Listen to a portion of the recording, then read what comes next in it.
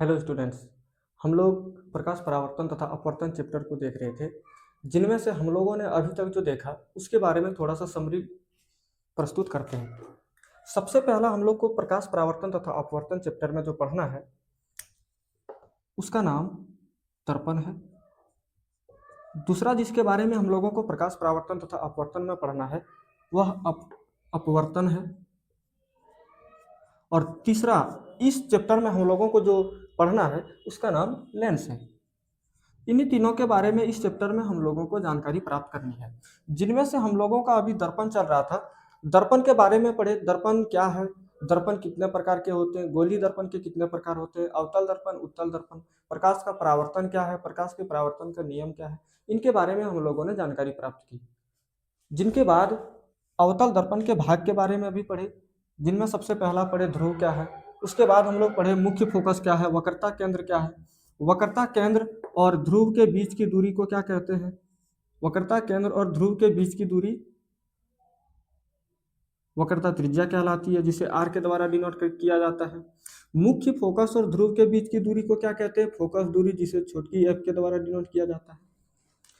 इन सब चीजों के बारे में हम लोगों ने पढ़ा। ये जो काल्पनिक रेखाएं खींची गई है इसे क्या कहते हैं, मुख्य अक्ष कहते हैं।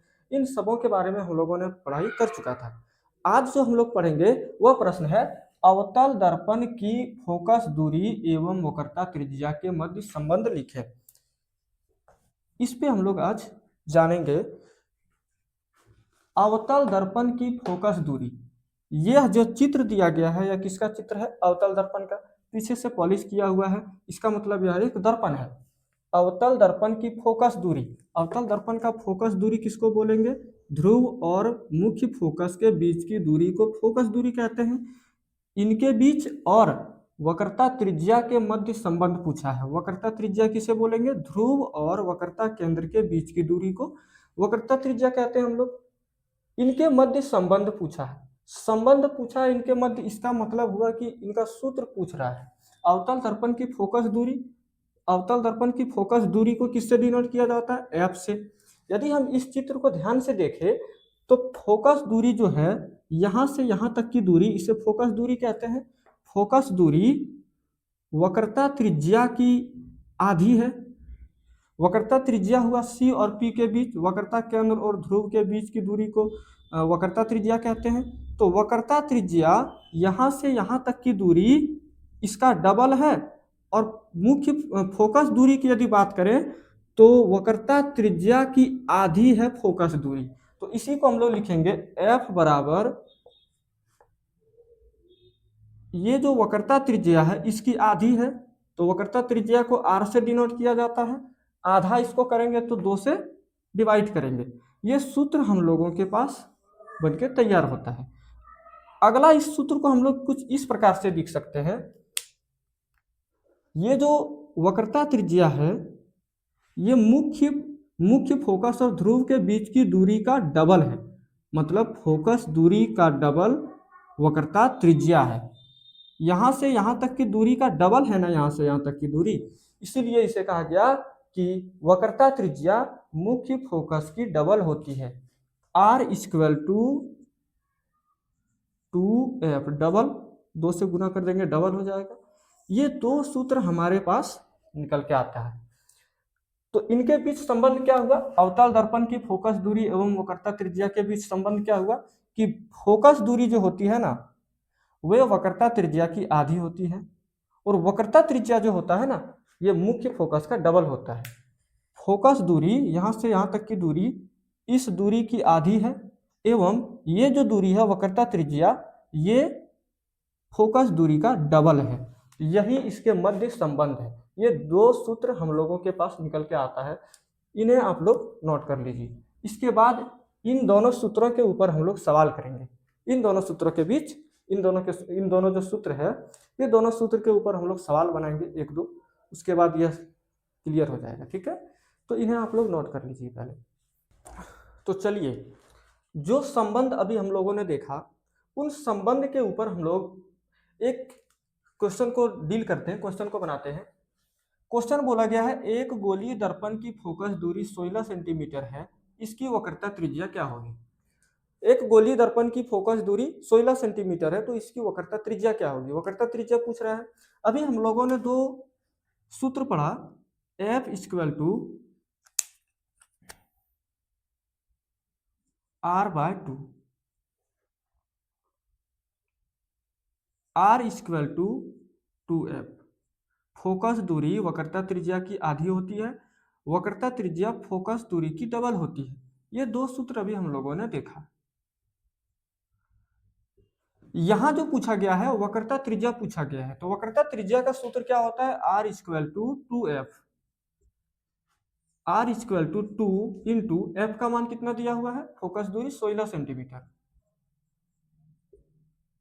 16 और 2 को हम लोग मल्टीप्लाई करेंगे तो कितना होगा? 32 सेंटीमीटर। ये हमारा निकल के क्या आया? वक्रता त्रिज्या। वक्रता त्रिज्या 32 सेंटीमीटर। अगला जो हम लोग प्रश्न देखेंगे इसी के ऊपर, इस बार जो प्रश्न रहेगा उसमें दिया हुआ रहेगा कि एक गोलीय दर्पण की फोकस दूरी ज्ञात करें यदि इसकी वक्रता त्रिज्या क्या होगी। तो इस प्रश्न को हम लोग लिख लेते हैं, उसके बाद इसके ऊपर भी चर्चा करेंगे। आइए, हमारा अगला जो प्रश्न है इसमें दिया गया है एक गोलीय दर्पण की फोकस दूरी 30 सेंटीमीटर है, इसकी वक्रता त्रिज्या ज्ञात कीजिए। गोलीय दर्पण की फोकस दूरी दिया गया है, इसका मतलब f equal to 30 centimetre. f का मान दिया है फोकस दूरी का, पूछ रहा है r equal to, r equal to सूत्र क्या होता है? 2f। 2 इंटू एफ का वैल्यू कितना है? 30। 30 इंटू 2 को मल्टीप्लाई करेंगे तो कितना होगा? 60 सेंटीमीटर। जब किसी गोलीय दर्पण की फोकस दूरी 30 सेंटीमीटर होगी ना, तो उनकी वक्रता त्रिज्या उनका डबल होगा, 60 सेंटीमीटर होगा। ठीक है, तो ये दोनों प्रश्न हम लोगों ने देखा। अब इसके बाद हम लोग अवतल दर्पण और उत्तल दर्पण के मध्य अंतर देखेंगे। इसके बाद क्या देखेंगे? अवतल दर्पण और उत्तल दर्पण के बीच क्या अंतर है। चलिए, तो अगला हम लोगों का जो प्रश्न है, अवतल दर्पण तथा उत्तल दर्पण में अंतर देखना है। अवतल दर्पण तथा उत्तल दर्पण में अंतर को हम लोग किस प्रकार से लिखेंगे, पहले उस चीज को हम लोग जान लेंगे। ठीक है, तो सबसे पहले हम लोग क्या करेंगे, एक तरफ अवतल दर्पण लिखेंगे, दूसरा तरफ उत्तल दर्पण लिखेंगे। अवतल दर्पण और उत्तल दर्पण के बीच में लाइन को खींचना है कॉपी में, जिससे कॉपी में अच्छी तरह से दिखेगी। और 10th का एग्जाम जो होता है वह कॉपी में लिखित होता है, उसमें ऑब्जेक्टिव तो केवल होता नहीं है। इसीलिए हम लोगों को उत्तर कुछ इस प्रकार से लिखना ताकि अट्रैक्टिव देखने में लगे, थोड़ा अट्रैक्टिव लगे। जब भी एग्जामिनर उसको चेक करे तो उसको लगे कि हाँ, ये बच्चा में कुछ है, ये कुछ लिखा हुआ है सही ढंग से। और यदि आपको पूरी तरह से जानकारी है उसके बावजूद भी आप इधर उधर से लिखेंगे, जहां मन तहां जैसे मन तैसे कहानी जैसा लिख देंगे, तो उसमें नंबर काट लिया जाता है। क्योंकि वहां जब कॉपी चेक होता है तो उसमें एक दो कॉपी नहीं होती है, बहुत सारा कॉपी होता है। तो कौन बच्चा किस तरह पढ़ने में उसको पता नहीं होती। इसीलिए हम आपसे बार बार कहते हैं कि जब भी उत्तर किसी चीज का लिखें तो उसे सही ढंग से सजा के लिखना चाहिए।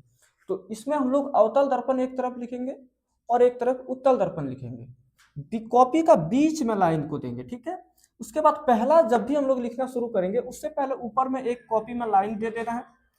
उसके बाद एक नंबर यह देना है, इसमें परावर्तक सतह धसी होती है। अवतल दर्पण में क्या होता है? परावर्तक सतह धसी हुई। जैसे ये अवतल दर्पण है, इसमें परावर्तक सतह धसी हुई है। ये उत्तल दर्पण है, इसमें परावर्तक सतह उभरी हुई है। परावर्तक सतह किसे कहते हैं? जिसमें सूर्य किरण आके टकराती है, कोई भी प्रकाश आके टकराती है।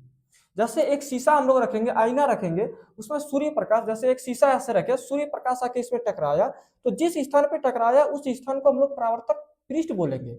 तो अवतल दर्पण का जो परावर्तक पृष्ठ होता है ना, वो कुछ इस प्रकार से होता है, ऐसे, तो ऐसे आके टकराती है।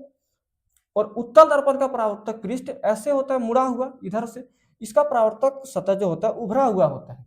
तो अवतल दर्पण का परावर्तक सतह धसी हुई होती है तथा उत्तल दर्पण का परावर्तक सतह उभरी हुई होती है। उसके बाद जैसे ही पहला हम लोग अंतर लिखेंगे, जस्ट उसके नीचे एक लाइन देंगे।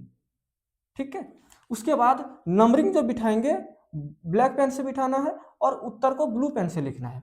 दूसरा अंतर हम लोग क्या लिखेंगे? उभरे भाग पर पॉलिश किया हुआ भाग उभरे भाग पर पॉलिश किया हुआ रहता है, अवतल दर्पण में उभरा हुआ भाग पर पॉलिश किया हुआ रहता है, जबकि उत्तल दर्पण में धंसा हुआ भाग पे पॉलिश किया हुआ रहता है। दूसरा अंतर लिखेंगे, उसके बाद जस्ट इसके नीचे फिर एक लाइन देंगे, और फिर तीसरा नंबर हम लोग लिखेंगे, वास्तविक एवं काल्पनिक दोनों प्रतिबिंब बनते हैं किसमें, अवतल दर्पण में, तथा उत्तल दर्पण में हमेशा काल्पनिक प्रतिबिंब बनता है। वास्तविक एवं काल्पनिक, काल्पनिक को हम लोग आभासी भी बोलते हैं, काल्पनिक का दूसरा नाम क्या होता है, आभासी। काल्पनिक का दूसरा नाम आभासी। तो इसके बारे में हम लोग अगला क्लास बात करेंगे, बिंब के बारे में, प्रतिबिंब के बारे में, काल्पनिक क्या होती है, आभासी क्या होती है, इनके बारे में अगला क्लास हम लोग बहुत ही अच्छी तरह से बात करेंगे, ठीक है, अच्छी तरह से जानेंगे।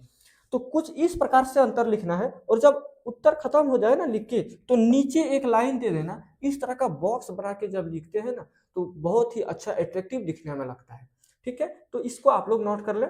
धन्यवाद, आज इतना ही रखते हैं। और यदि आप लोगों को कोई डाउट हो तो कमेंट में पूछें, और यदि पूरा सिलेबस खत्म करवाना चाहते हैं तो इसके लिए आप लोगों को चैनल को सब्सक्राइब कर लेना है। Thank you.